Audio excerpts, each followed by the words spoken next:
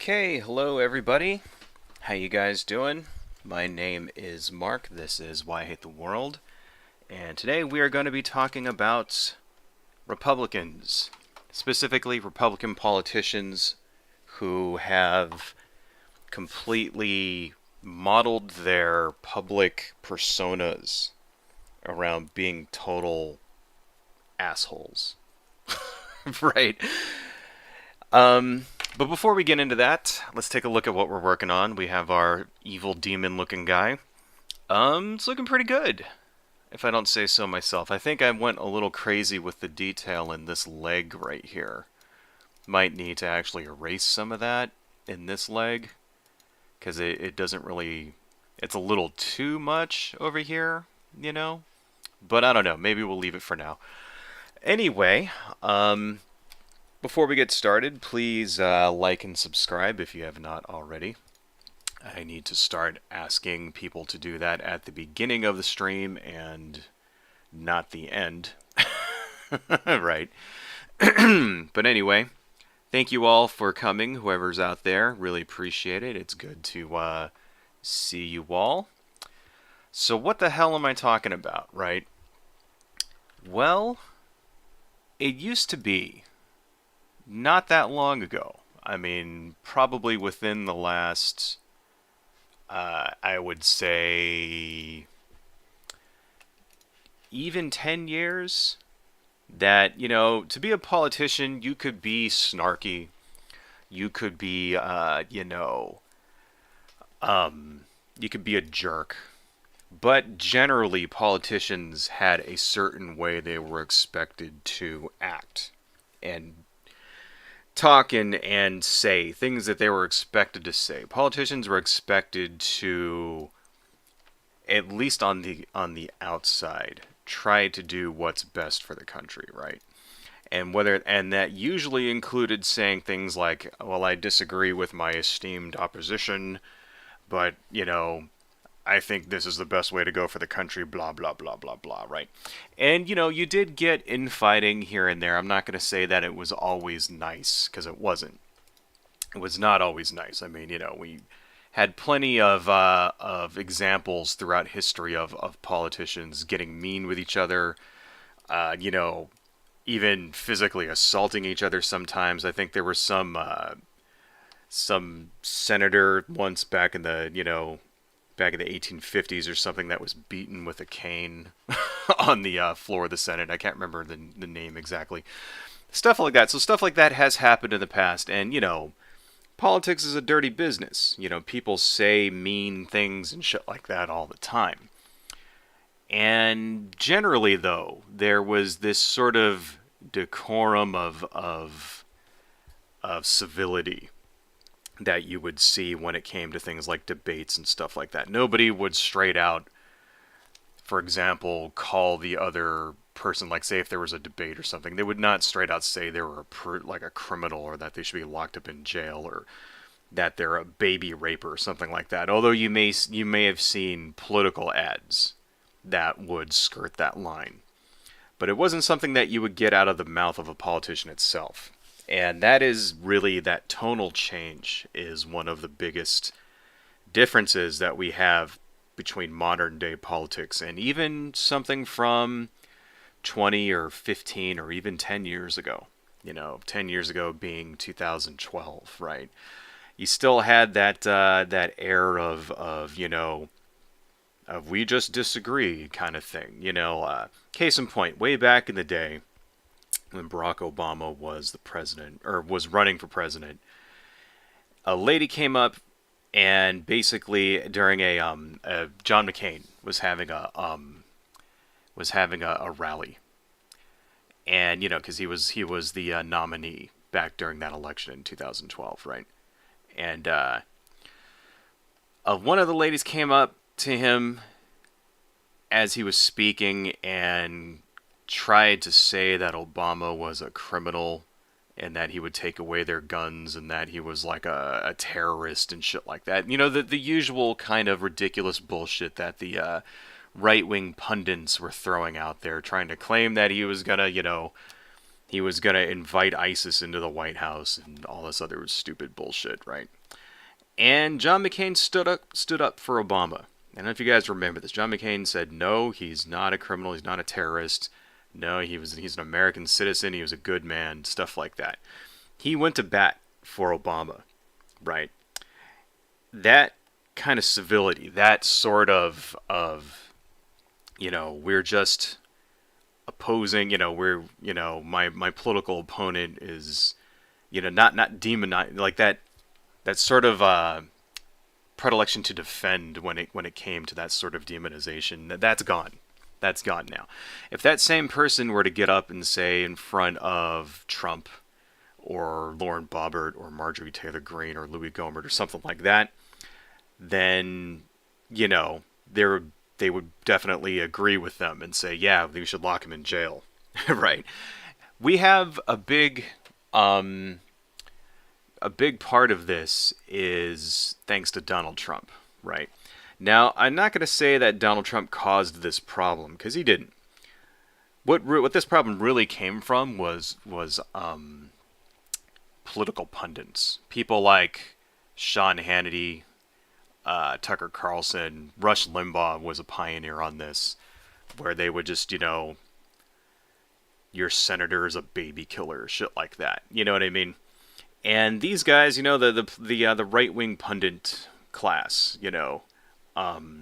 Laura Ingraham, those types of people, they realized that, after Obama got elected, that the money was in demonization. The money was in radicalizing their audience, and the more outlandish stuff they could say that would make people angry and invoke an emotional response, the more money they would make. It was essentially the Rush Limbaugh formula. Rush Limbaugh had been doing that for decades and decades and decades at this point. He was kind of the first big right-wing political pundit that all of the but for a long time though, that sort of rhetoric was contained in morning, Republican morning conservative sort of hate speech radio. You know what I mean?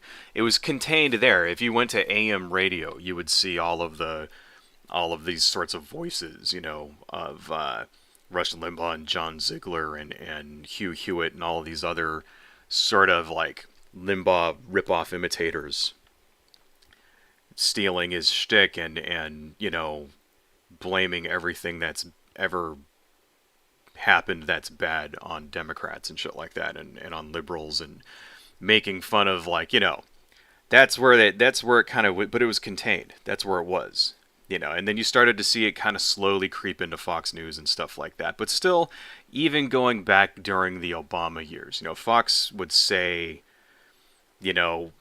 ridiculous things, but they would never, for example, promote violence, And it was really Donald Trump that normalized that. Donald Trump capitalized on it, normalized it for his audience. And now it's like, now you have on the conservative, alternative media sphere, right? The alternative facts media sphere.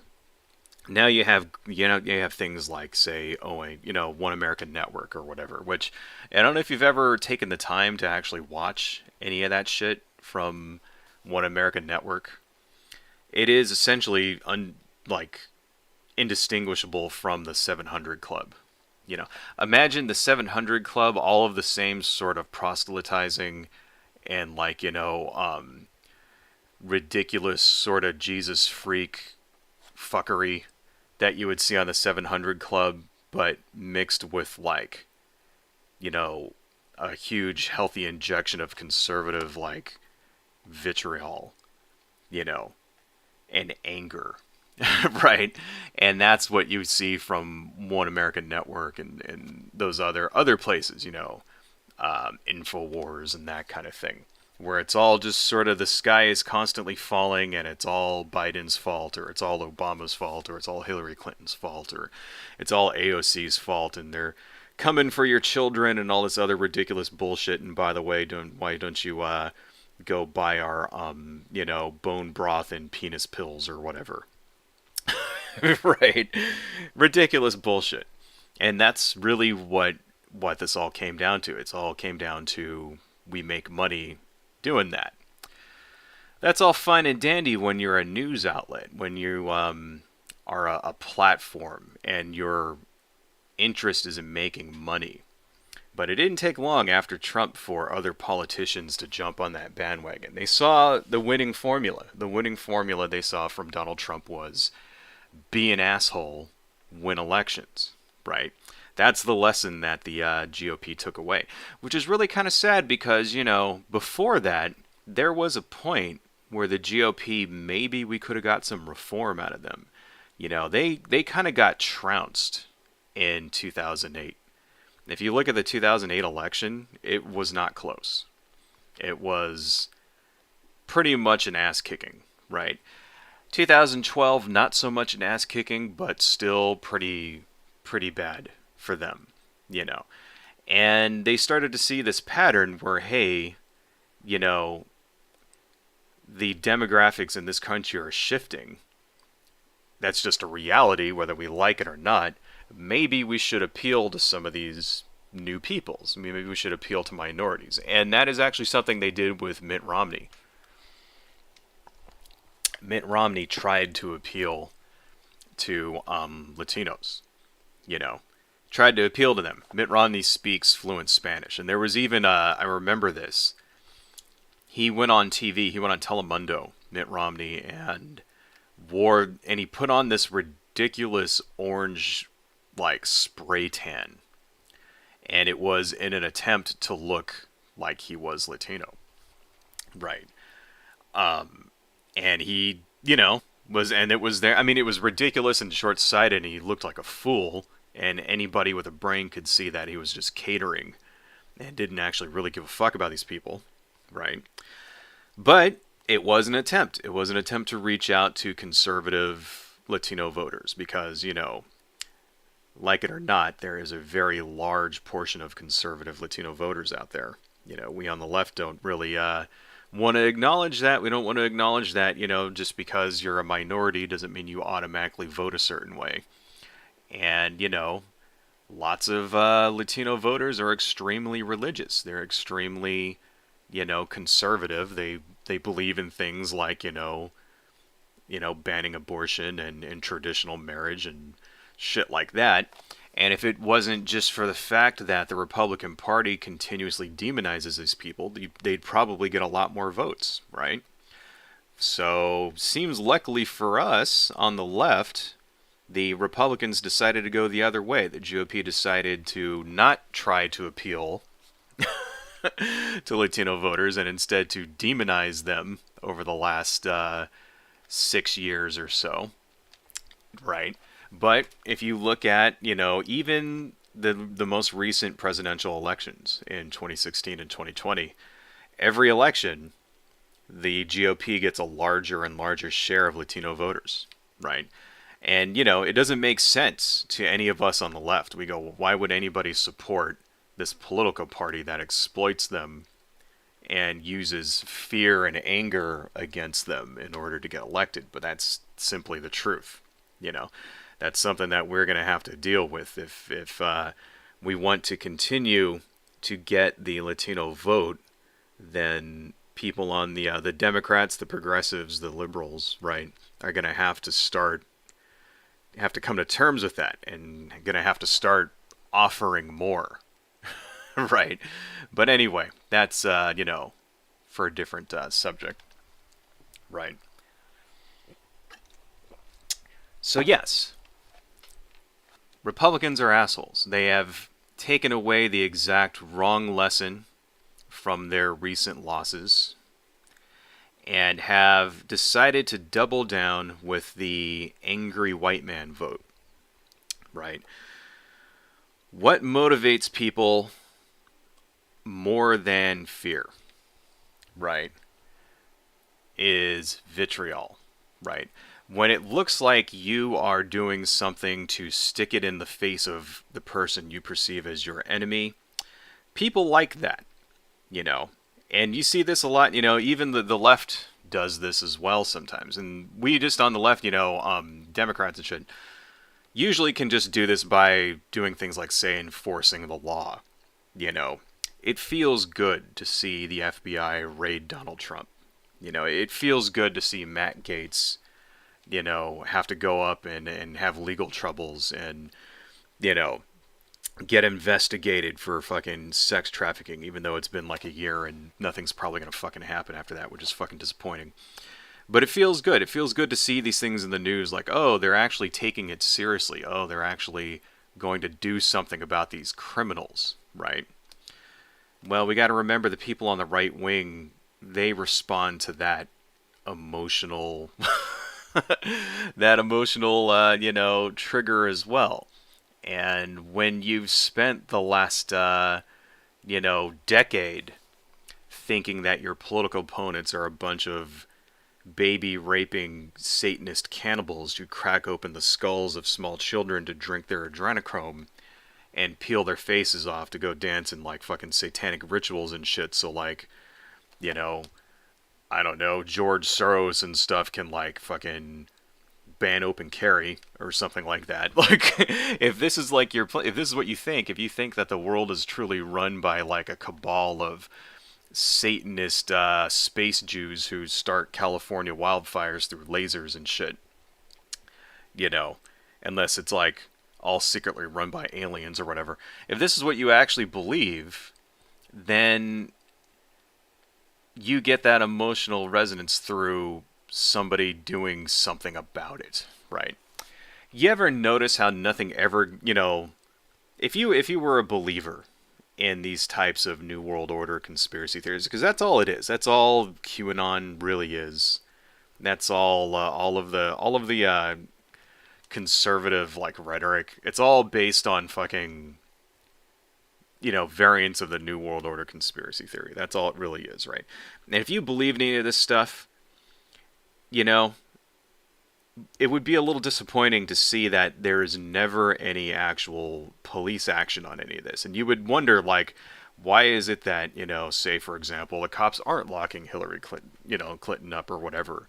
I mean, we have the video of her, like, doing XYZ, even though you don't. Even though in real life that video doesn't exist because it's all bullshit. But they don't know that. They think it's all real. So instead, conservative politicians have been engaging in stunts.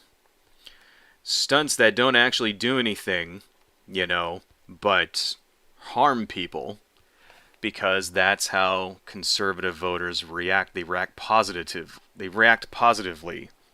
when they see that people they perceive as their enemies are harmed, right? So I want to show you first, here's one thing that came in to me, right? This was something that I saw just recently. Let me turn on my other stream here. Let me move this over here. And let's turn this on. Nope. Don't start playing yet, please. Oh, right. So I'm going to have to rewind it. So this is something that just happened just the other day. Turn on my laptop here. And we can make this big, and then I can just reduce the size of this down to that. There we go. This happened just the other day. A political activist was walking with Marjorie Taylor Greene. You can see Marjorie Taylor Greene back here with her very tasteful pink blazer that's one size too small, and the very, very stylish sort of, tea cozy dolly pattern on her shirt here. And this here is an activist who is like an anti-gun activist. Marjorie Taylor Greene appears to kick her as they're walking. So let me just make this a little bit bigger here. And let me put this down in the chat for you guys so that you can see and follow along if you want to. There we go. So this is a very, very short thing. It's about 26 seconds. Make sure is the volume up. Okay, good. Here we go. The Second Amendment, how does the Second Amendment prevent gun violence? You're the one that believes that the insurrection steps out of the way. You're blocking a member of Congress. Excuse me, ma'am. You're blocking. So did you see that? Okay. So she's walking here. They're like, you're blocking a member of Congress. You know, Mr. fucking bald-headed dude over here. You're blocking. And if you watch, Marjorie Taylor Greene's, her eyes are down here pointing at this woman's feet. And she sort of like kicks her in the back of the foot to get her to move out of the way. Just watch. Look at her now. Watch Marjorie Taylor Greene's face here, right? Watch it. As she's like, no, excuse me, like, you know, being all like bitchy and Karen like. Right. You're blocking a member of Congress. You see that? See it? So she's like, oh my God. And then she goes, we're in my way. Right? Let's watch that one more time. Okay. Because, you know, people are trying to spin this saying that, no, she didn't kick her. She clearly at least, like, fucking, like, kicks the back of her foot. She clearly fucking does it. And you could tell by her reaction. Look at her reaction. Out of the way. You're blocking a member of Congress. Excuse me, ma'am. See that? Oh, you're in my way. Excuse me. You know? Blocking a member of Congress. Stay away. You can't block members of Congress. You can't block. No, you can't. Was she blocking her? You know, listen to this fucking asshole. You know, you can't block members of Congress. It wasn't. She was walking in front of her. Did she stop? Did she stop and put her arms out and say, no, you shall not pass or any shit like that?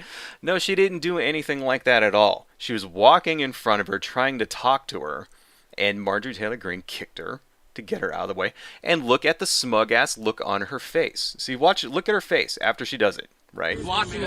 See, smugly walking down the street. Ha ha ha. You literally cannot. And then she goes around and just waves, you know, hand waves her off, like, get out of my way, you fucking peon. You know? See, she's like, whatever, fuck off. See, and here's the thing about that, right? You know, she knows that nothing's going to happen to her. Right? There's another view of this. Let's turn this other view on here. This is her name right here. The woman that has been kicked, her name is Maria Picora. I'm the Deputy Communications Director of Voters Tomorrow, and Marjorie Taylor Greene just kicked me. Let's put this link down in the chat for you guys as well. Here's the other one. We can make this a little bigger. This is only 8 seconds long, so...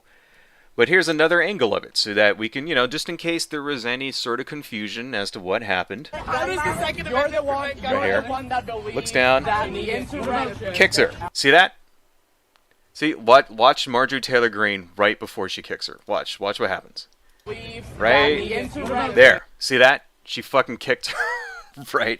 You could tell by the way she, like, takes a step forward, kicks her in the back of the leg.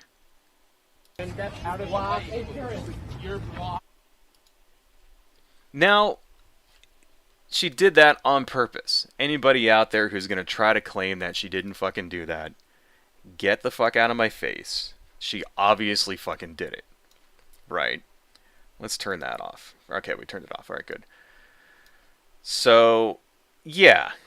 Complete, total fucking bullshit. If you or I... Now imagine if that was me, and Marjorie Taylor Greene was walking in front of me. And if I kicked her in the back of the foot, what do you think would have happened to me? Right? Do you think I would have been able to just wave her off like that and be like, whatever, get out of my face, you know? Or do you think, you know, her two big fucking security guards would have jumped in my face, beat the shit out of me, and had me arrested? Which one of those scenarios would have happened? Right? Which one of those scenarios would have happened? If it was me, or you, or anyone else in this world, right, who did that, what Marjorie Taylor Greene just did to that girl, if we did that to her, if we kicked her in the back of the legs to get her to fucking move, right, what do you think would happen to us? Huh? We'd be in jail. That's what would happen. She would press charges, she would throw us in jail. Right? That's exactly what would have happened. Kind of reminds me of when That activist touched Rudy Giuliani on the shoulder, and then Rudy Giuliani went nuts and said that he was assaulted. Do you remember that? You know what? I don't have a link for that. I'm just going to like look that up really fast. Rudy Giuliani assaulted. Video shows Rudy Giuliani slapped on the back inside of Staten Island. Rudy Giuliani attack captured on surveillance video. So here's the attack of Rudy Giuliani. So here we go. TMZ. Right. Pause, assholes. Okay. Do you remember this? Here's the thing that I'm about to turn on here. Let's turn on the window. Right. This is from TMZ. This is Rudy Giuliani's big attack here, right? So he's standing there. Guy comes up, smacks him on the back. Right. Everybody freaks out. Hey, don't touch him. Right. He basically patted him on the back is what he did. Right. See that? Hey, what's up, Rudy Giuliani? Everybody gets all pissed. Hey, you're not allowed to touch him. Blah, blah, blah, blah, blah, blah, blah, blah, blah. Right. They kick his ass out because of that. See that?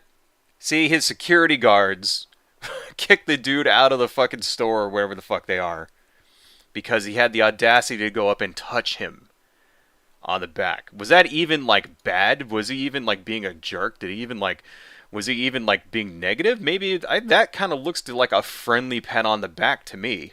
That looks like when you walk up to someone and is like, you know, hey dude, how's it going? What's up, man?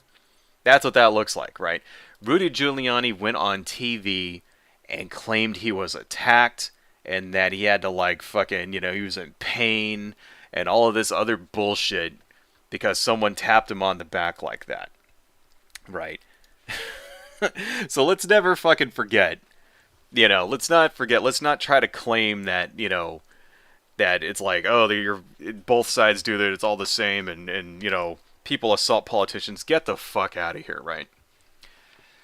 This is of course not the first time something like this has happened. If you remember way back in 2020, there was a Republican named Greg Gianforte who was running for the Senate in Montana. And it was a special election. And the night before the special election, a reporter came up to ask him some questions, and Greg Gianforte body slammed the reporter. Basically picked him up, threw him down to the ground, and broke his glasses. We know that this happened because we have audio of it. So let's go to... We'll talk to you about... shut up. Let's turn that on now. This is Greg Gianforte, right? Let's make this smaller. Wrong one. Damn it. Okay. This is the one I want to make small. This is the one I want to keep big. I wish there was a way. Can I lock that one? I think I can lock that one. Yeah, there we go. Okay, there we go. Right. So let's actually, let me put this down in the chat for you guys as well so that you can follow along with this if you want to see what we're doing. Right. We have audio. This is the Senator, Greg Gianforte, the night before the election. Okay. Let's see what happens here. And we'll talk to you about that later. Yeah, but there's not going to be time. I'm just curious if you have the Okay, act speak right with now. Shane, please. But you don't. Sick and tired of you guys. The last guy that came in here, you did the same thing. Get the hell out of here. Get the hell out of here. The last guy did the same thing. You were the guardian. Yes, and you just broke my glasses. The last guy did the same damn thing. You just body slammed me and broke my glasses. Get the hell out of here. You'd like me to get the hell out of here, I'd also like to call the police. Can I get you guys' names? Hey, you gotta leave. He just body slammed me. You gotta leave. So, we have audio of that. The Senate candidate grabbed a reporter, threw him to the ground, broke his glasses, and the witnesses say was punching him in the face. Right? Then, of course, his bodyguards say, oh, you gotta leave. Right? What happened to Greg Gianforte after that? He won the election. That's what happened. beats the crap out of a reporter, the next day wins the election, right? His campaign statement made a false statement afterwards, claiming the reporter grabbed his wrist and caused them both to fall to the ground. That was not true. The audio shows that that wasn't true, and in fact it was Greg Gianforte grabbing the guy, yelling at him, right? Yelling at him like that and throwing him to the ground. The other reporters who were there that were witnesses said that, that wasn't true, that it was Greg Gianforte that started the fucking altercation, that threw the guy to the ground and stood over him, punching him in the face, right? What happened to Greg Gianforte? A slap on the wrist. Okay. He was booked for a misdemeanor assault, which he pled guilty to, which he had to because, they had fucking proof that he did it, right? And he got 40 hours of community service and 20 hours of anger management and a 180-day deferred sentence and had to pay a whopping $300. Greg Gianforte is I believe, billionaire. I believe he's a billionaire. I could be wrong about that. He is super rich. So yeah, $300. Oh, okay. Right. You know what a deferred sentence is? That means that if you go through the probationary period, then you can get a judge to throw your guilty conviction out. So he just has to go like another, however many days, 180 days or whatever, without beating the shit out of somebody else. And then he can get this thrown out, and it was like he never pleaded guilty at all. Absolutely ridiculous that nothing happened to this guy. He went on the following October and met with Donald Trump at a Trump rally, and Donald Trump congratulated him for that. I want to put that down in the chat for you guys as well. So here's a story later on. Let's turn this back on. I wish I could just make a thing where it was like big and small. Anyway, Trump says he has no regrets about praising congressman for assaulting a reporter. We have a video here as well, so let's watch this. This is the Trump rally, of course, where... Let me just say, on behalf of all of Montana, Mr. President, thank you for giving us hope again. Let's put this down in the chat for you guys as well. Greg is smart. And by the way, never wrestle him. You understand that? Never. Any guy that can do a body slam, he's my kind of...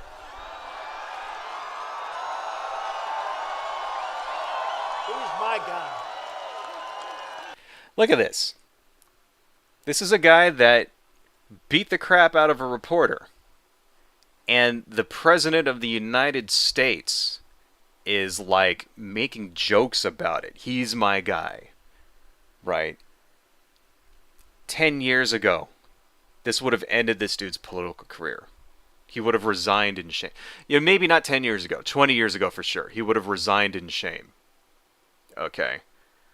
Look how much the window has shifted. Look how much the attitudes have shifted now. That it's like, something that would have ended your career in any any other country on earth.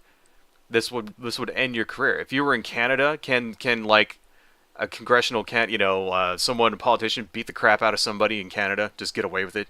Absolutely fine. But if you're in England, right, and you're like an MP or something, and there's proof, audio, of you beating the crap out of someone, right? And what would happen to them? They would resign in shame is what would happen. They would at the very least lose the fucking election. Maybe if this would have happened a week before the election, it might have had an impact. It happened literally the night before, so maybe most people didn't hear about it. But would that person be getting cheers and applause from like the fucking president of the country? Would, like, if an MP in Britain assaulted somebody, would the prime minister be like, fucking on TV, like congratulating them and shit at a rally a month later? Right? This is abnormal, is what I'm trying to say. Shit like this didn't happen in this country. It didn't happen elsewhere in the world. It happens here. Why?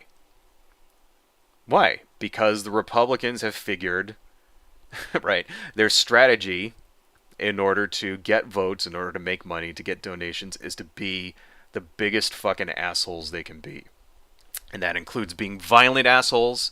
That includes skirting the law, shoving it in the face, because they exist now to pwn the libs. That's the entire... It's like the crazies have taken over the asylum.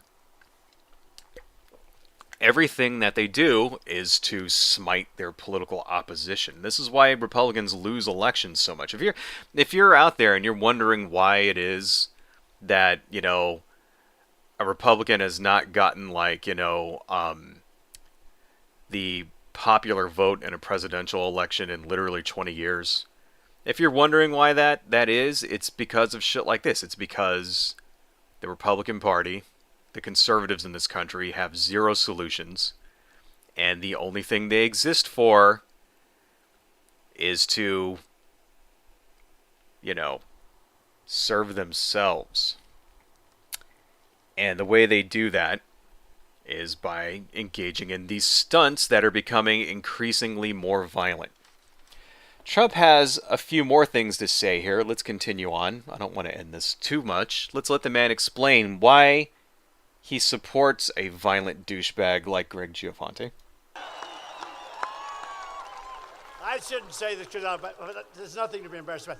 So I was in Rome with a lot of the leaders from other countries talking about all sorts of things. And I heard about it. And we endorsed Greg very early. But I had heard that he body slammed a reporter.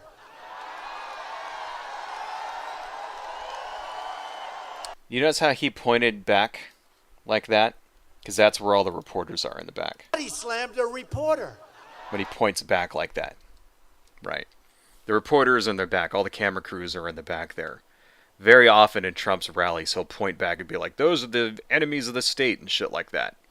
Pointing back at the reporters. So that's what he did. That's why he did that. Keep that in mind. So even here, he's sort of like putting little threats out to the media and stuff. Right?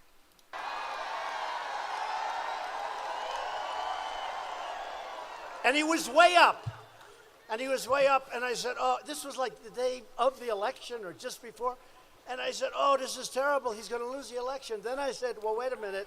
I know Montana pretty well. I think it might help him. And it did.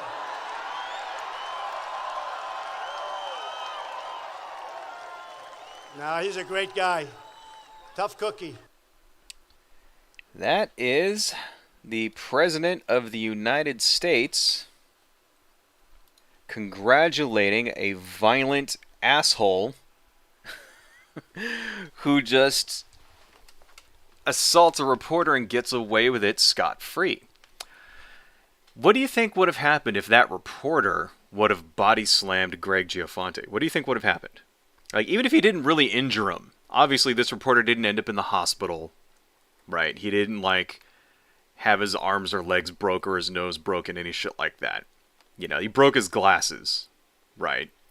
What do you think would have happened if the reporter instead was the one to jump Greg Gianforte and kick his ass? What would happen to that reporter? Do you think that reporter would just get 20 hours of anger management, 40 hours of community service, and have to pay $300?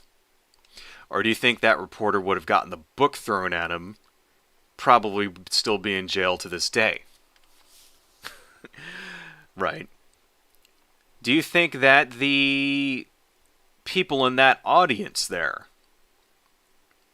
would have laughed if the reporter was the one to kick Greg Gianforte's ass instead? You think they'd be laughing and cheering if Trump went up and, you know, and told the story about how their senator got his ass beat by a reporter? Right? Somehow I don't think so. Because it's perfectly fine in the United States to be a violent piece of shit as long as you're a Republican. As long as you're a conservative.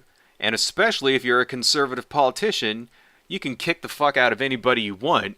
You can kick people in the back of their legs. You can body slam them. You can threaten them. You can make fun of them all you fucking want. Right? Nobody says a goddamn thing, and that helps you get reelected. Another example. Here's an example of what should have happened. All right? So let me open this up for you guys here. Come on, open up. There we go. Nope. Quiet. Stop playing. So this is an example of what should happen when a politician gets violent. This was a guy named John Lugo. He was an ex-cop. Let me turn on my window here for you guys. This is a YouTube short. So we can make this a little bit smaller. And can you make these full screen? You can't, can you? These little YouTube shorts, you can't make these full screen, can you? That's kind of bullshit. Is that possible? No, there's no full screen thing. So this is a rally. This is a pro-abortion rights rally in Rhode Island. And what happened is that a brawl breaks out. And a Senate candidate named, his name was John Lugo. He's an ex-cop. He was running to be the state senator for Rhode Island. When hostilities break, he instantly turns around and punches his political opponent in the face. Let's watch. Right here, you see it? It's this guy. This fucking, like, big shaved head, Proud Boy G.I. Joe looking dude punching this person in the face right here. Turns around, hits her in the face. She didn't hit him. Right? She was not even touching. She was standing next to him.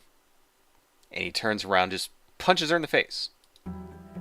They show it a couple of times here. Here we go. Very close, see? Alright. Violent asshole. He was under no... This is, no one was assaulting him. No one was even in his face. There was nobody around him at all, even threatening him at all. He just instantly turned around and started swinging. Okay. Maybe it was because this guy is an ex-cop, and he thinks because maybe he still has that cop mentality that I can do whatever the fuck I want and get away with it. Because, we seemingly suck cops off in this country, giving them free donuts and shit, treating them like heroes, right? When they should just be doing their fucking jobs. And that's the thing about, when you're a police officer, it's true. And everybody watching this knows it's true. Cop can beat the shit out of you for no reason, and usually nothing will happen to you. As long as they don't kill you, you'll be fine. They'll be fine. They'll get away with it. There'll be an internal investigation, and the investigation will come back that the cop was justified. Even if it's something completely blatant, even if they tie you up to a chair and tase you 50 times, as long as you don't die, they'll get away with it. Maybe that's why he thought he could punch the person he was running against in the face, and nothing would happen to him. Well, there's some good news in this case, at least, against John Lugo. He did the right thing and dropped out of the race not that long afterwards and was arrested, and his trial started on August 30th. I could not get any more information over how the trial went. I think it's probably over by now. I mean, it's today's the 17th, right? So, yeah, trials don't usually last more than like a week or something, right? I mean, usually, maybe 5 days, something like that, a couple days. So I don't know how it went, but I know that he dropped out of the race, and his opponent is now running unopposed. He was charged with simple assault and disorderly conduct. And I hope they throw the book at his ass. That would be nice. I hope that he at least gets a little bit of jail time or has to pay a hefty fine, a fine that hurts him, right? Because we should send a message And yes, okay, this dude is just small time. So that's most likely why something will actually happen to him. That's most likely why he actually got arrested and is going to serve trial. Because he's small time, you know. I bet if it was Ted Cruz that turned around and punched someone in the face like that, they probably wouldn't have done shit to him. Right. I bet if it was Lauren fucking Boebert turned around, punched him in the face like that, there would be no charges at all or whatever. So, I guess on the local level, on the state, you know, I guess state senators are not, you know, big enough fish that they're allowed to just get away with beating the shit out of people. So, I don't know, maybe there's some hope for this country yet.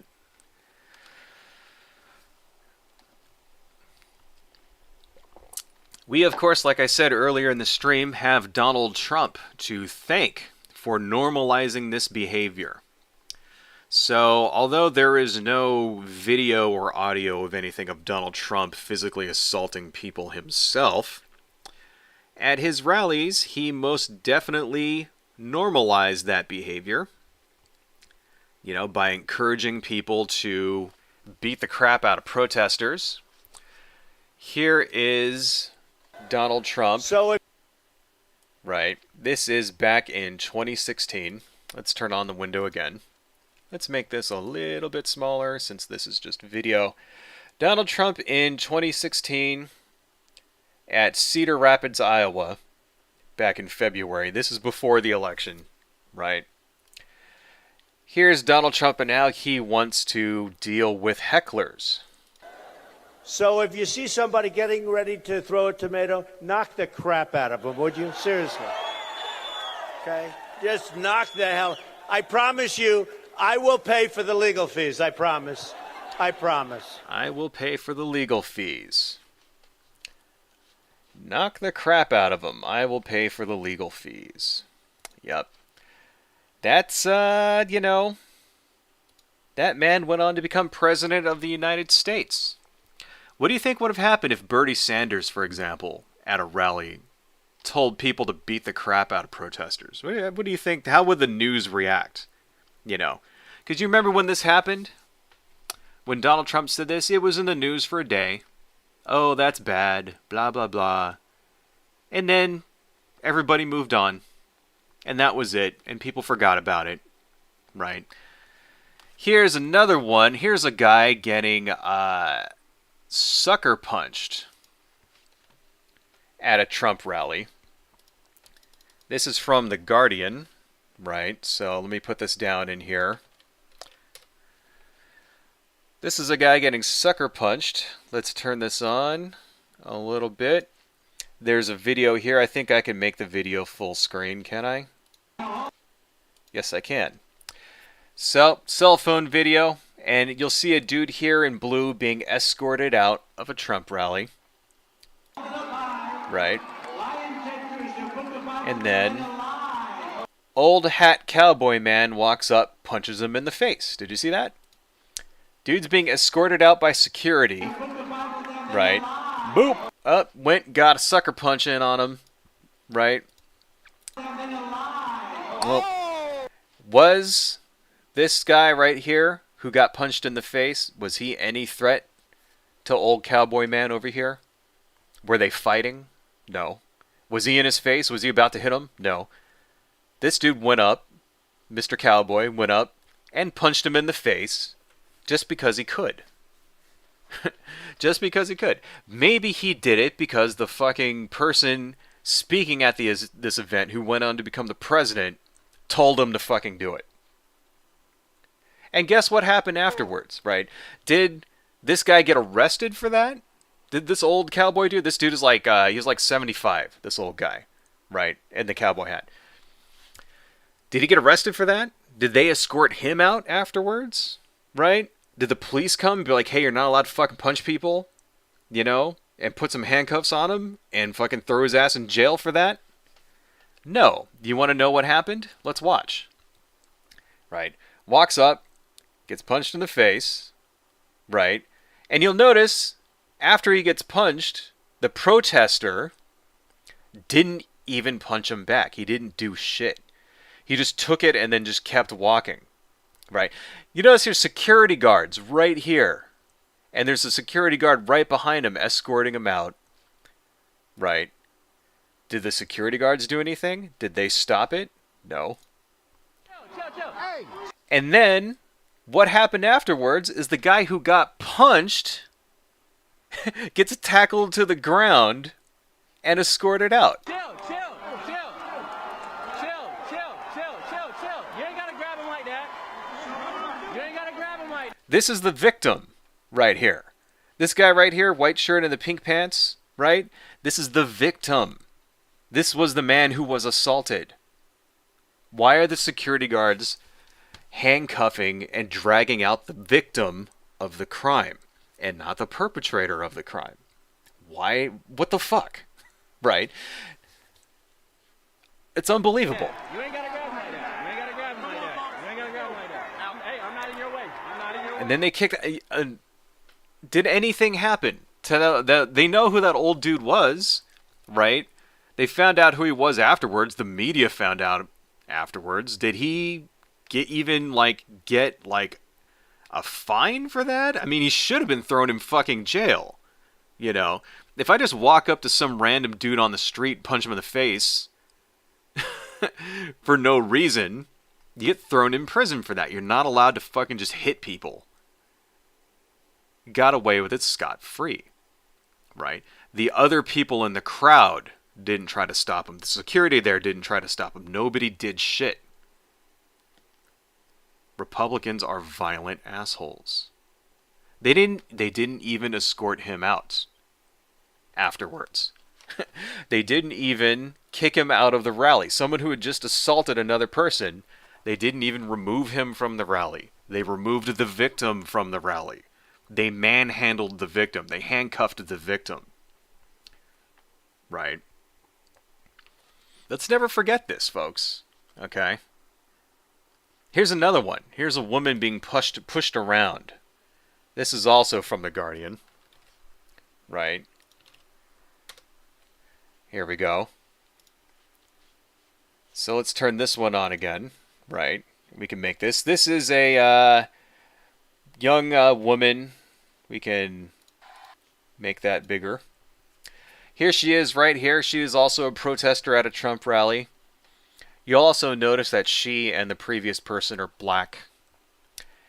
And, you know, black people being assaulted at a Trump rally in a sea of white faces and red hats. You know, maybe that's just a coincidence. I don't know. Right. But here she is being escorted out. And all the people in the crowd, they decide we're just going to push you around and yell at her. See this dude in the hat? He's yelling at her, telling her to get out. He pushed her. Let's rewind that a little bit. Let's rewind that. She's walking. Beard man here pushes her. Fucking kid over here pushes her. Right. Get out! All while Donald Trump is screaming to get out. You know, He's being surrounded. in the old days, Other people are pushing so her. long ago. Let me see that sign. You know. Hey, Scott, get me that sign. We're getting rid of Obamacare. It's a disaster.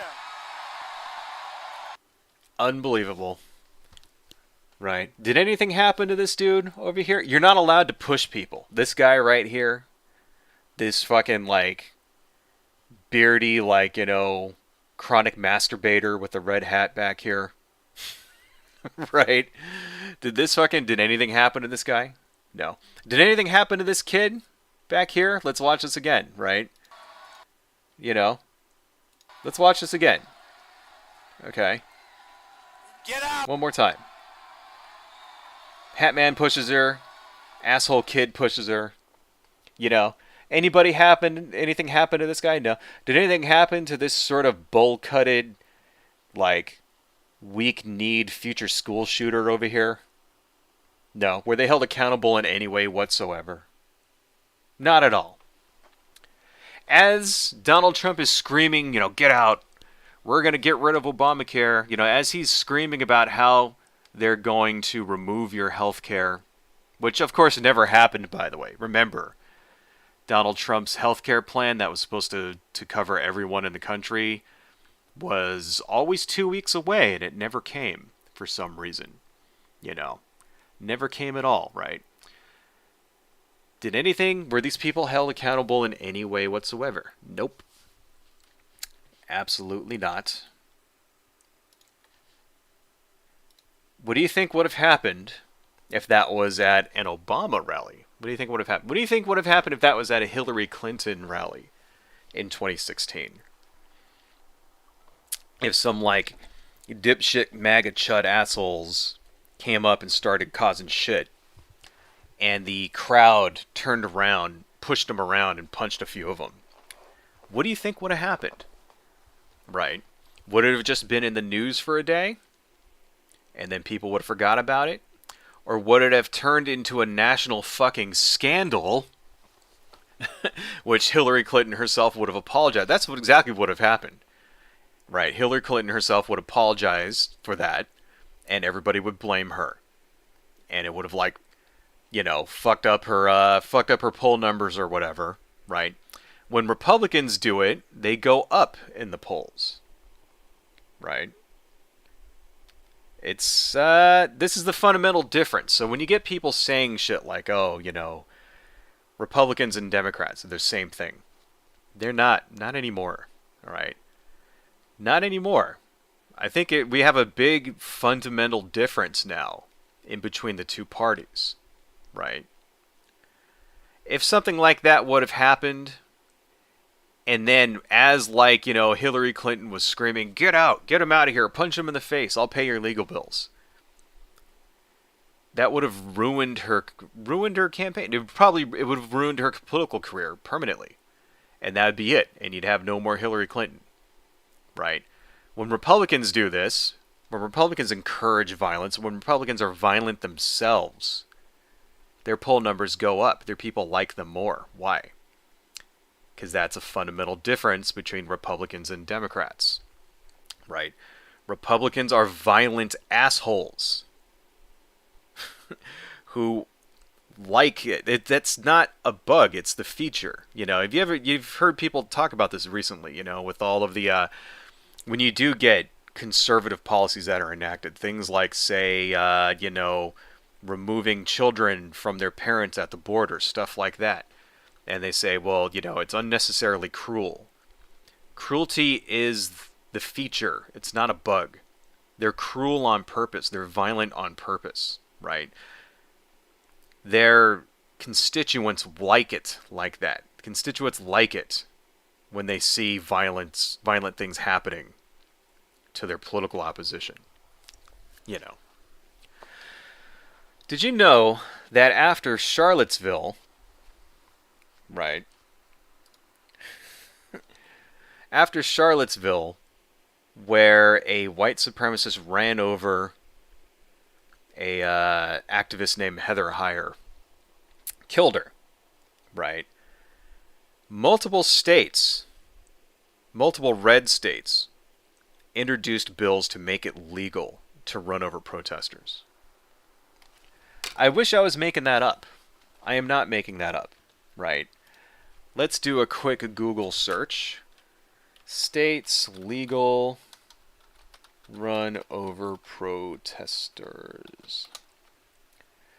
GOP bills target protesters and abusive motorists who hit them.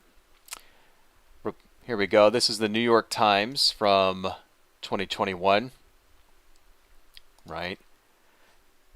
GOP bills target protesters and absolve motorists who hit them. Let's put this down in the chat for you guys. Oh, I guess I should turn on the monitor again. Right. I didn't even plan this one. I did not plan this one. I just did a quick search. Here it is. Right.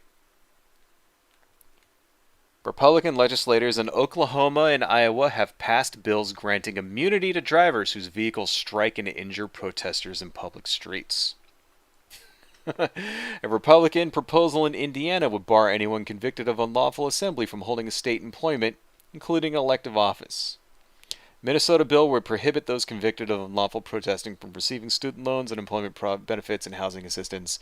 In Florida, Ron DeSantis signed sweeping legislation this week targeted toughening existing laws governing public disorder and created a harsh new level of infractions. Right. This is how the GOP reacts. Right.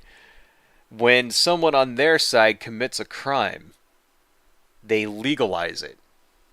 Okay. This started happening back in 2017 after Charlottesville. Here we go. Lots of, let's see, let's do from 2017, right? Here we go. August 19th, 2017. These states have introduced bills to protect drivers who run over protesters, right? Let's put this down in the chat for you guys so that you can see what I'm talking about. And let's turn on the monitor again. Okay, let's see. This is right after Charlottesville. In fact, it mentions Charlottesville in the article. Lawmakers in North Dakota, North Carolina, and Florida, Tennessee, and Texas proposed bills that would make it legal for drivers to hit protester if the driver did not do so willingly. I didn't mean to run her over. I didn't mean to plow my truck into the middle of a crowd and kill 16 people. It was an accident. I mean, they were just in my way. The language in these bills is remarkably similar from state to state and in some cases nearly identical. Yep, there you go, folks. That's what happens when conservatives and Republicans break the law. The conservative and Republican establishment merely just legalizes it. So now it's okay, yeah, don't worry. Okay, white supremacists run somebody over. Now that's completely legal. Okay, you killed somebody, just say you didn't mean it. It'll be fine. Well, hey, the damn liberal commie tree-hugging Nazis shouldn't have been out there in the damn street blocking the road anyway. I mean, I ordered that pizza 20 minutes ago. They're getting in the way of my pizza delivery. Right. I mean, I wish I was making it up, folks, but I'm not. Here's another one at a Trump rally. We're winning all over. Do I hear? This is how Donald Trump, We're winning all over. shut the fuck up. Right. Here's how Donald Trump handles hecklers. Let's turn on this window here. Let's make this bigger. Oh, wrong one. Make it a little smaller so the YouTube algorithm does not destroy my stream. I know, I'm sorry I'm subjecting you all to Donald Trump talking, but, life is not fair. We're winning all over. Do I hear somebody over there?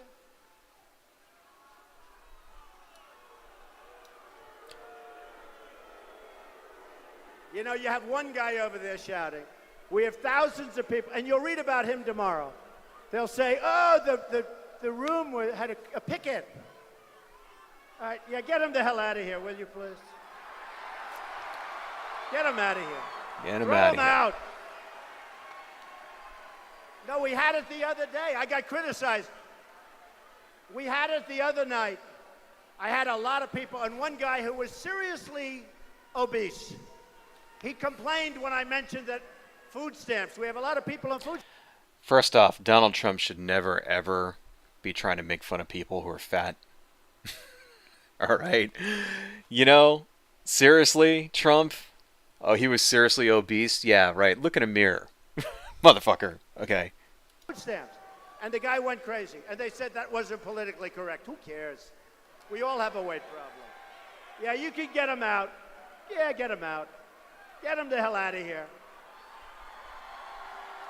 Get him out of here. Get out. Get him out of here. I want to show you something by contrast. This is how Biden handles hecklers. Okay. This is Joe Biden's big evil satanic speech that he had the other day that drove all the Republicans fucking batshit crazy because the background was red. Right? And through this entire speech, if you didn't watch it, through the entire speech, there were protesters outside.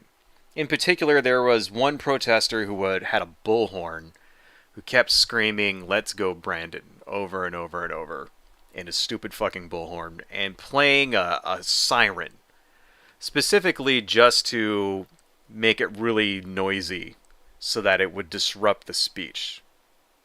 Because he's an asshole. Okay. That's why. So this isn't a rally. This is not a rally where people can go. No, this is like the president speaking, like an actual speech that's being recorded and broadcast and all that shit. And, you know, he just wanted everybody to know that he's a big, giant asshole. So he had to go up and disrupt it for everyone. Let's see how Joe Biden reacts when there's a heckler. It's at about right here. Courage that digs deep when we need it. Empathy that fuels democracy. The willingness to... So I'm going to turn this up just a little bit and listen in the background. You can hear the guy in the background screaming, "Let's go, Brandon." Right. Courage that digs deep when we need it. Empathy that fuels democracy. The willingness to see each other not as enemies but as fellow Americans. Look, our democracy isn't perfect. It always has been. You hear the siren? Hear the siren in the background there? Right. Watch how Joe Biden handles this heckler, okay? Perfect. It always has been. Notwithstanding those folks you hear on the other side there. They're entitled to be outrageous. This is a democracy. But history and common sense.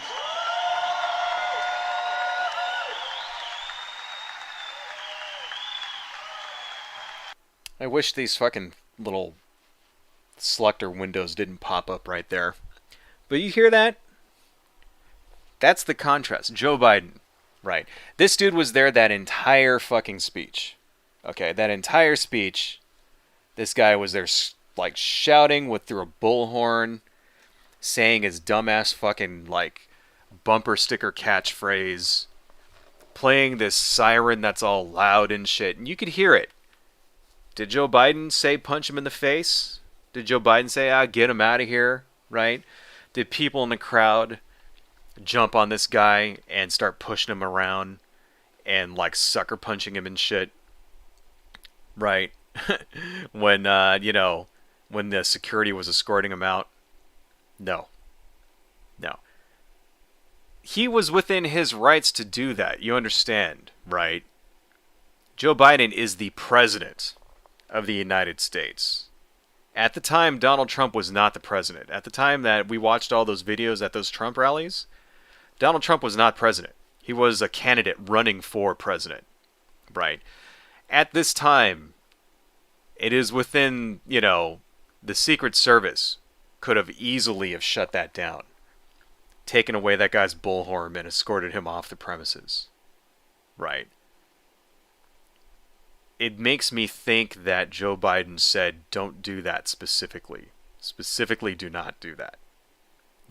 And you would think any other president, they probably would have. Why? Because the guy's fucking up the speech. Right? Guy's messing up the speech. This speech is going to be broadcast. Right? People are going to be scrutinizing this shit. And you want the president to look good. You don't want people chances are they probably could have arrested that guy if they wanted to. Public disorder, right? Joe Biden chose not to do that. I'm sure they would have done it if he would have said to do it. I'm sure they would have done it. I'm sure they would have arrested that guy. He chose not to, right? Out of principle. He said it right there. That guy has a right to be there. And he does. That guy does have a right to be there, I'm not saying it's right to arrest him just because he could have chosen to have him be arrested. I'm not saying that's correct. You do have a right to protest in this country. It is not illegal to protest in this country. That doesn't mean that you don't get arrested for it all the fucking time, because you do. Right? I'm just saying, this is reality that we're dealing with, right? So that's the difference. Because this is something that happens every election. Every election, somebody comes up and says, like, hey, both sides are the same. Oh, why should I vote for this guy when, they're effectively the same thing? They're just two legs of the same animal. They're two sides of the same coin. Both Republicans and Democrats rip you off the same way. It's like, not anymore, man. Maybe you could have said that back in 2004 when it was Bush v. Kerry. Although even then, I would have said no. Right. Because it wasn't. At that point, it already started happening. I mean, Bush already started 2 fucking wars at that point. Right. Bush already was fucking torturing people at that point. So it's like, no. But that was a big thing that I heard way back in 2004. Both sides are the same. Why should I matter? Why does it matter if I vote? Right. Maybe you could have said that in times past. Maybe you could have said that in 1996 when it was Bob Dole versus, versus Bill Clinton or something. Right. Not anymore, man. No. Both sides are not the fucking same. Right. One side is not just using increasing amounts of dangerous, violent rhetoric, but they're actually engaging in the violence. I mean, let's not forget that. Why do you think all those people showed up on January 6th anyway?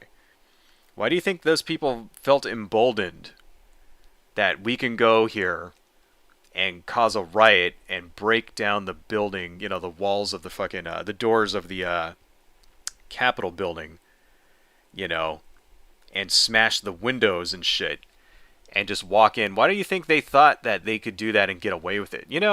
Right now there's like on the right wing is framing that as it's like these people are political prisoners. They're framing all the people who got arrested and are being punished for January 6th as their political prisoners. That's how they're framing it. That this is unfair and all this other shit. Why did you think that they thought? Why did they think they could get away with it? Why did they think nothing would happen to them if they broke into the Capitol building and disrupted an election? Right? Because they had a president who was telling them to punch protesters and to beat the shit out of people, and who was using increasingly violent rhetoric. And not just the president, but all the political pundits and talking heads and the Alex Jones types and the fucking, Sean Hannity and all those fucking assholes and Tucker Carlson and everybody else who over the last 4 years at that point was just reinforcing into their heads that this is the time for violent action, that you got to take the country back, and they're all just a bunch of baby-killing rapists, satanic rapists and shit. Anyway, so fuck, exactly, right? Why do you think that these people felt entitled, in order to get thinking that they would get away with, violence like this, right? It's because the establishment told them so, right?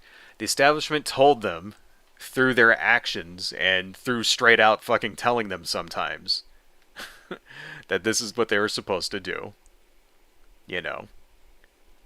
At no point in his entire campaign did Donald Trump turn around and disavow any of the people who were violent on his behalf. You remember that time during one of the debates where, they tried to get him to disavow some of these people. They tried to get him, they're talking about Proud Boys. And they're like, will you disavow these violent, people who are engaging in violence on your behalf? And he's like, who? And then Biden goes, the Proud Boys. What did Donald Trump say? Stand back and stand by. That's what he said, right? He did not say, do not engage in violence. Stop going out and beating up people. Right? He did not say that. Right? He said, stand back, stand by. Right? Did you know that membership in the Proud Boys surged after that debate? Right? They made money from that. They got more members from that. They grew in strength from that. It's because they were getting validation. And it's no mistake that they were there at January 6th as well. Proud Boys were in that crowd. Proud Boys entered into the Capitol. They were coordinating with the Three Percenters. We have them on video. The leader, Enrique Tarrio, he was on video fucking meeting with the leader of the Three Percenters to coordinate how they were going to, like, break into the Capitol and steal the fucking election. Right? That's not a coincidence. Right? It's not a coincidence that these violent militia assholes were there the day that shit went down when Donald Trump was coordinating with people like Matt Gaetz and Marjorie Taylor Greene and Lauren Boebert and Ted Cruz in Congress in order to object to the vote. That's not a coincidence. Right? It's a two-pronged attack in an attempt to steal the election. All it would have taken, way back then, way back in 2016, when people were getting their asses kicked at Donald Trump rallies, when people were getting, when people were getting run over and stuff at protests, all it would have took is Donald Trump to turn around and say, don't engage in violence. And even today, he's still fucking doing it. That's the thing. Here is another, just recently, this thing with Donald Trump stealing the, top secret documents, right? Remember that? Lewis the Hedgehog, hey, what's going on, man? Here is Donald Trump warning of big problems that would happen, right? If he gets indicted, they're going to have problems like we've never seen. Let's play this video here. This is Donald Trump on the Hugh Hewitt show, by the way, right? Hugh Hewitt, of course, is another sort of AM radio, sort of like PragerU ripoff. He's sort of a D-lister when it comes to these types of pundits.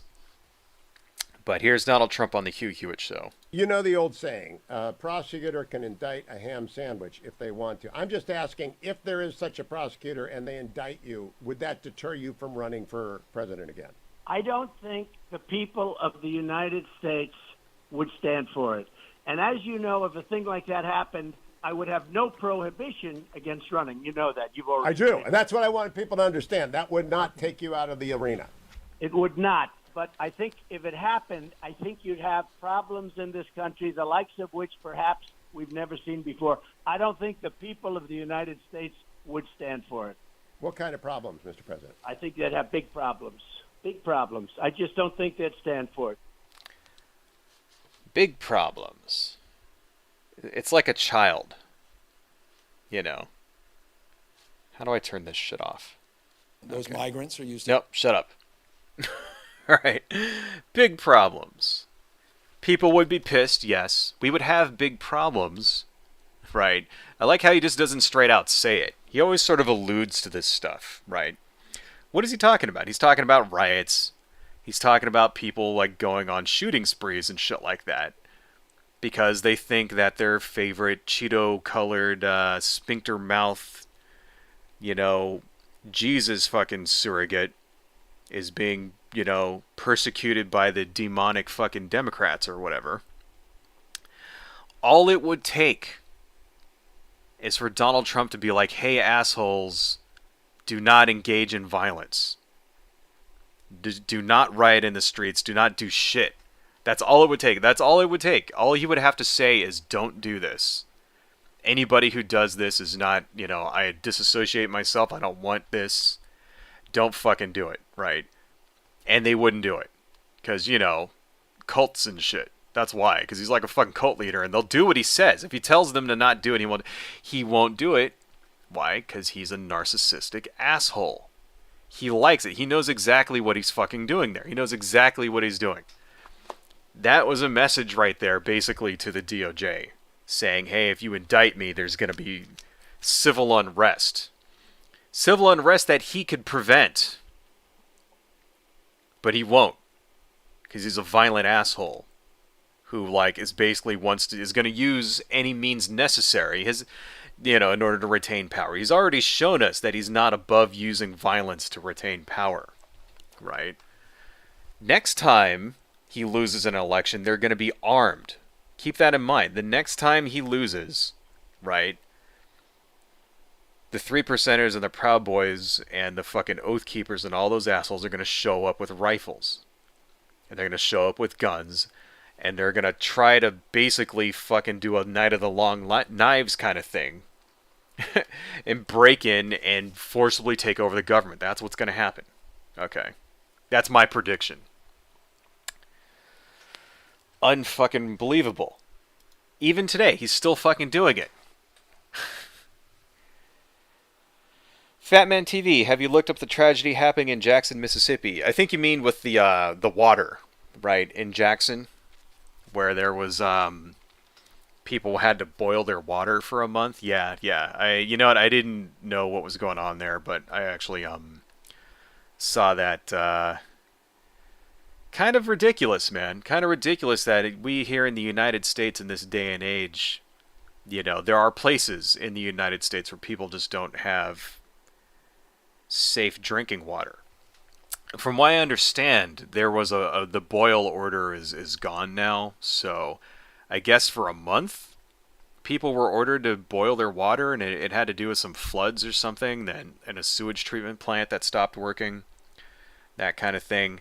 But even now, I guess apparently they're telling them that when you take a shower, don't drink any of the water, keep your mouth closed, which makes it very I would not want to take a shower in that. I think I would boil the water first before I took a shower there, which is not going to be easy. How the fuck you boil shower water? I guess you got to turn your water heater up like as much as possible to get it extra hot so it kills the fucking bacteria. But would that even be enough? That's, yep, that kind of makes me think, because you see that there, right?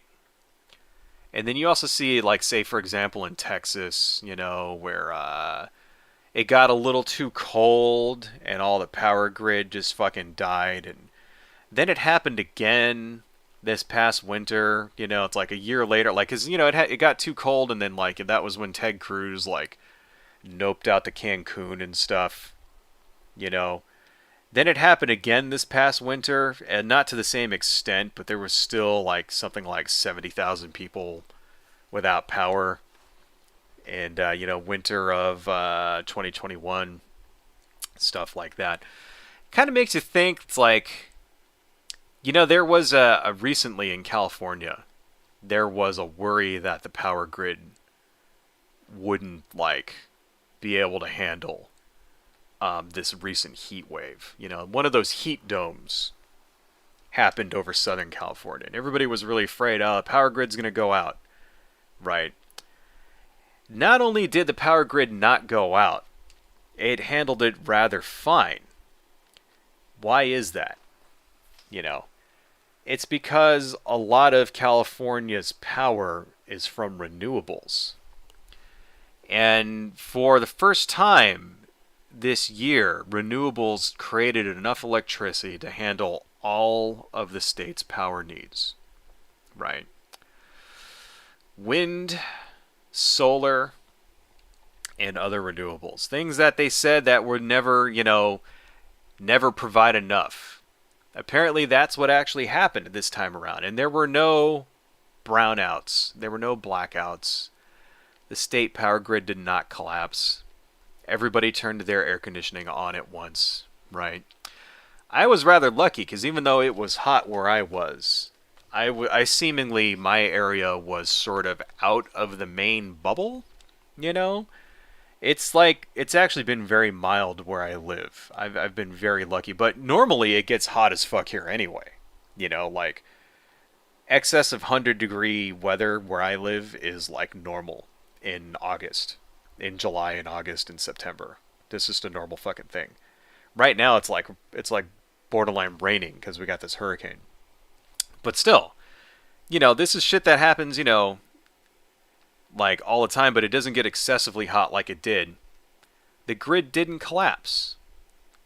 Why is that? Maybe it's because we actually spent the money to modernize our grid and get money from renewables, right? And we actually used tax dollars, what they're supposed to be used for, right? Instead of,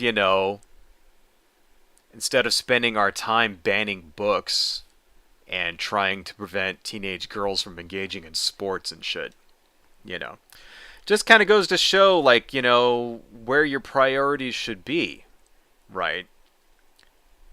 Texas did a really, really good at banning transgender sports. In the meantime, their fucking grid collapses every time there's a snowfall. Mississippi and Louisiana are doing really good when it comes to getting rid of CRT in schools. Not so much when it comes to basic fucking human rights like water. So, kind of just another illustration of, this stuff that when we talk about politics. It has an impact, a real life impact on people's lives. We're not just bullshitting here. This stuff matters, right? It matters who you vote for. It matters who's in charge. It matters how that money how the money gets spent and what it's used for, right? And you would think that any given state, out there, you would think that seeing how shit like this, what happened in Mississippi, where people are boiling their water for a month, you think they'd increase some of that spending there, but I can guarantee you that's probably not going to happen. They're most likely going to cut taxes. For rich people, at least. So, get your priorities straight, people. Who you vote for matters, right? Protect your rights. That's the other thing. When you go out and vote, you're not just voting to see, who gets to sign the bills and shit like that. When you vote, vote to protect your rights. Mississippi seems to be doing really good on stopping all abortions from happening. Not so good on helping their people be able to have, drinking water. It's like, where the fuck is your priorities, Mississippi? Anyway, this is a hedgehog. How can we not remember that? It just happened. Wouldn't showering with water that hot burn your skin? Well, you boil it first, and then you let it cool down. You boil it in order to get rid of the, get rid of the bacteria in it and stuff like that. And so I'm assuming you'd have to, draw a bath and then let the bath cool off first. But, But yeah, they're still saying, though, apparently not to drink it. Not to, when you shower, don't let it get in your mouth. Which is like, why is it safe if you can't drink it? Kind of seems to me like you wouldn't want to shower in that either, right? Anyway, folks, the right wing is violent and dangerous. I want to end with one more little segment here. Just to kind of show, on this theme of how this affects real people's lives, right?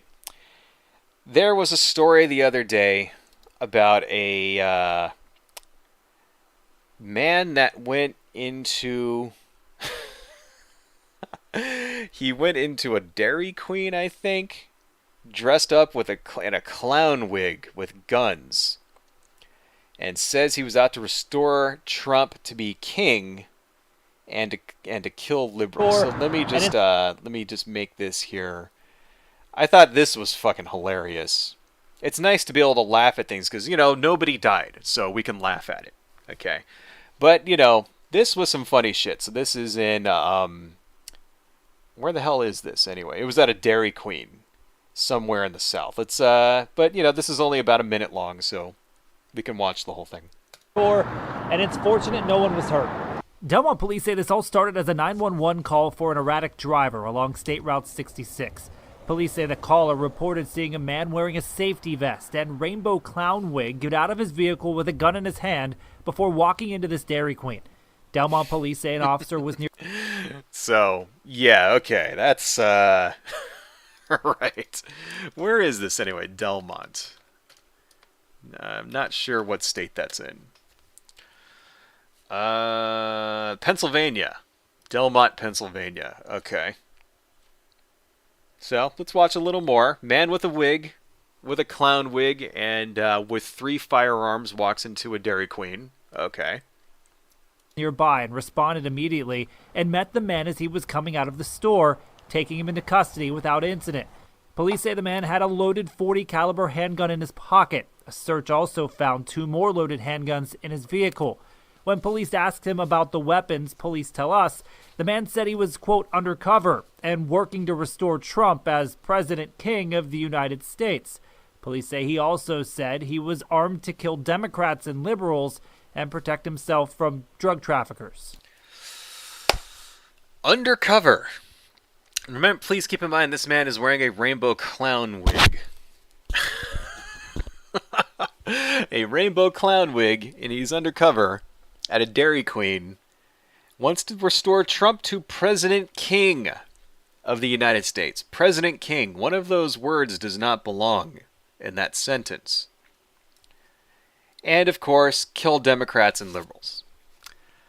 So, the clown wig thing, for those of you out there who are not hip to what the youngsters are doing on their internets and stuff nowadays, comes from the Clown World meme. You know, Clown World meme is the Pepe the Frog wearing a clown wig. And Clown World is basically started as an anti-gay, anti-trans kind of meme, saying that we live in this ridiculous clown world when people are allowed to, you know, claim to be the opposite gender or something like that, you know, etc., etc.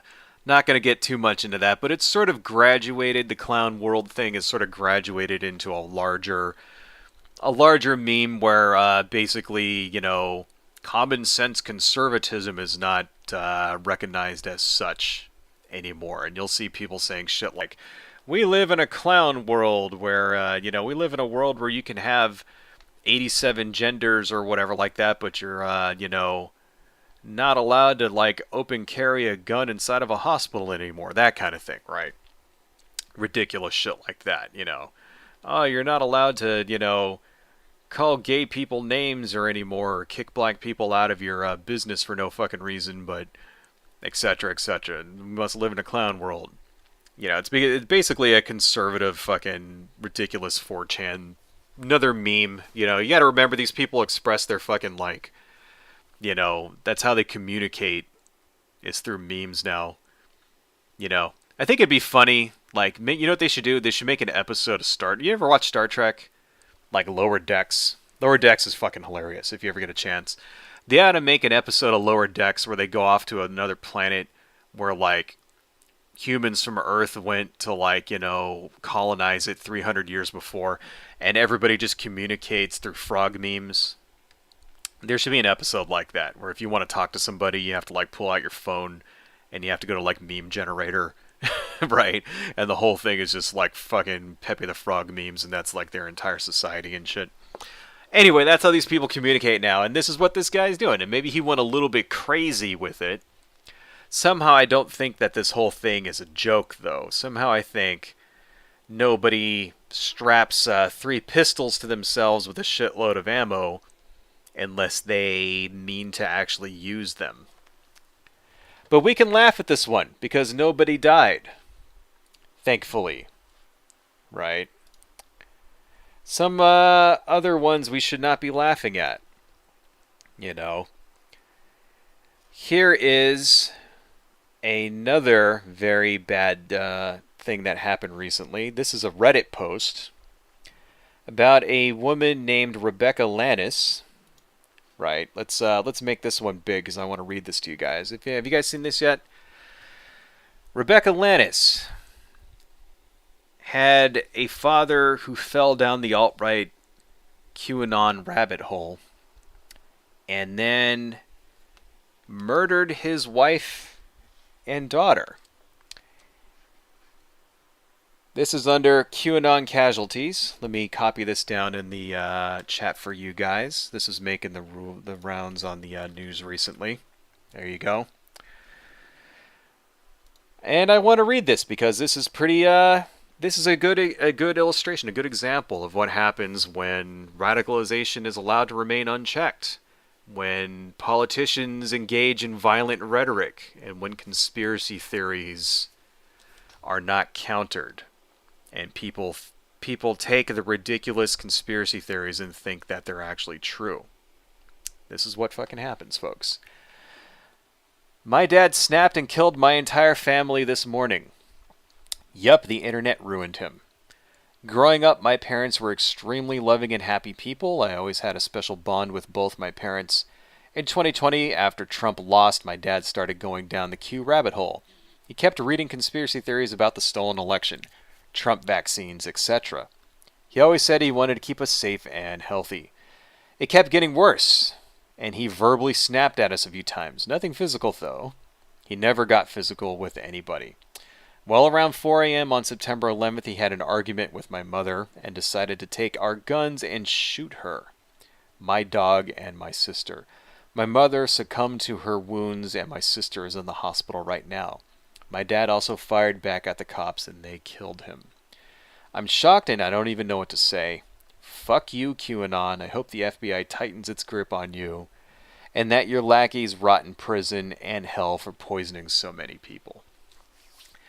Now, before you think that this is just some Reddit post that somebody just put on Reddit, because people can say whatever the fuck they want on Reddit, right? Turns out this is an actual real story. Her name is Rebecca Lannis. You can look her up. And yes, it really happened, right? I do want to post this other link here, because how do the conspiracy theorists think this? Well, the conspiracy theorists think that the whole thing is a plant. This is from Our Conspiracy. Let me go ahead and put a link to that. Actually, you know what? I don't know if I should link directly to this. Maybe I should put a tiny URL, because I don't want YouTube thinking that I'm posting to, like, that I'm posting to making direct comments or something to these sorts of spaces on Reddit. There may be something in the YouTube algorithm that would, ban me or something. So I'll just put a tiny URL to that. Father shoots family, killing wife, daughters, blames QAnon. Right. This is the actual story. Here's a link to it down here, if you guys want to see it. What do the conspiracy nuts say? Of course, I can't say for sure, but I have a lot of red flags popping in my head reading this story. What do you think? This is a big-time propaganda plant. The number of people who will fall for it, though, countless. So many MSM buzzwords just saying, and they were MAGA supporters, in quotes, didn't take the clutch shot and are sick of sending billions to Ukraine, probably. What does vaccines and Ukraine have to do, the war in Ukraine have to do with a conspiracy theorist going apeshit and murdering his family? Absolutely nothing. But remember, to the mind of a conspiracy theorist, it's all part of the big conspiracy. It's all part of the plan. Everything's related. Every organization has its crazies, but yeah, super fishy smell on that one. Some organizations have many crazies, like the one that thinks JFK didn't unveil himself in Dallas. Okay, so these are some other people who are like pushing back against it. QAnon made me fat. Right. So, yeah, just wanted to post this here. This actually happened. That story actually happened. Right. It's reported in the news. We have the name of the person who actually, the victim. Right. How do the conspiracy theorists react? They think it's all a big hoax. The same way Sandy Hook was a hoax, right, folks? It obviously can't be real, because that would mean we're wrong. That would mean, maybe it's the guns that are causing people to go nuts. Maybe if this nutcase didn't, have a lethal fucking weapon, he would go crazy and not be able to kill anyone. Right? But no, obviously it can't be the fact that we love playing with our high-powered lethal toys. that is enabling all of these crazy people to go on murder sprees. Anyway, folks, I think I'm going to end it a little bit early. I was going to do a little bit on the story of how Ron DeSantis sent a bunch of migrants to Martha's Vineyard, right? But I think I'll save that for next time. Suffice to say, that kind of thing's been happening for years, because that is a real asshole douchey thing to do too. But that's been happening for a long fucking time. Texas, in Greg Abbott in Texas has been doing that. He's been sending, people to fucking New York, right? They're also doing that with homeless people. Like that's been a long-standing thing where states such as Iowa, Colorado, and Texas just put all their homeless people on a bus and send them to California. That's been happening for decades too. So I was going to talk a little bit about that, but I think maybe we'll save that for another stream. Looking to do a stream on Wednesday if I can, so maybe I'll talk about that then. But I just wanted to end with that. I wanted to end with the QAnon thing, because that's what happens. That's what happens when you have violent assholes who are in charge. You get violence in your people. After 5-6 years of the President of the United States telling people to punch each other in the face, saying, I'll pay your medical bills, right? All these examples of conservative politicians punching and hitting people and body slamming them and acting like dicks, acting like jerks, right? That's the pattern. It's like, it's not a coincidence that these people act this way. They do it because conservatives like that, right? This is all shit that would have tanked anybody's career, and it still would. If that was a Democrat who did that, if a Democrat body slammed somebody, if a Democrat kicked an activist in the legs, if a Democrat were to say, punch him in the face, I'll pay the legal bills, if a Democrat were to try to reverse an election by getting militias, armed militias to show up and murder their political opponent, if that would have happened, it would just not just ruin their careers, it would lead to convictions. Please keep that in mind. If that was Joe Biden who tried to steal the election there, he'd be in jail now, probably. He at the very least would have been impeached and convicted, right? Because the other Democrats would have convicted him. Okay. The only reason these people get away with it is because they're the establishment. They're the establishment. They protect themselves. They protect each other. And they keep getting reelected because the conservative base likes it. Because conservatives and Republicans are violent fucking assholes. Right? It's a cultural thing. Here's the thing, right? Just voting Republican, just being a conservative doesn't automatically turn you into a violent asshole. You're not just automatically one just because you believe in, fiscal responsibility and you're against abortion, something like that. It's the culture, right?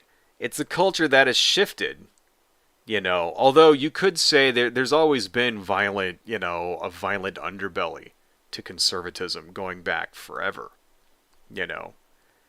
But over the last 30 years, the culture has shifted to normalize this kind of thing, to make it, more acceptable. And where does it really come from? It comes from people first it comes from conservative pundits who are using this to make money.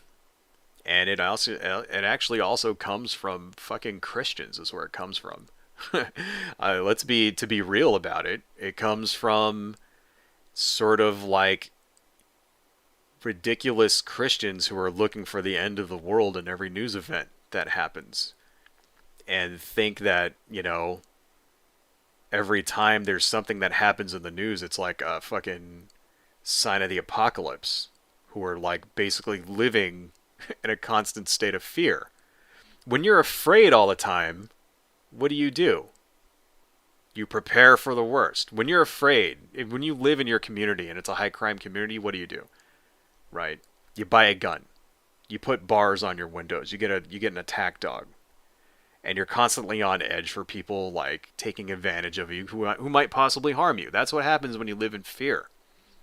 We have it in, you know, how many Republicans do we have in this country, right?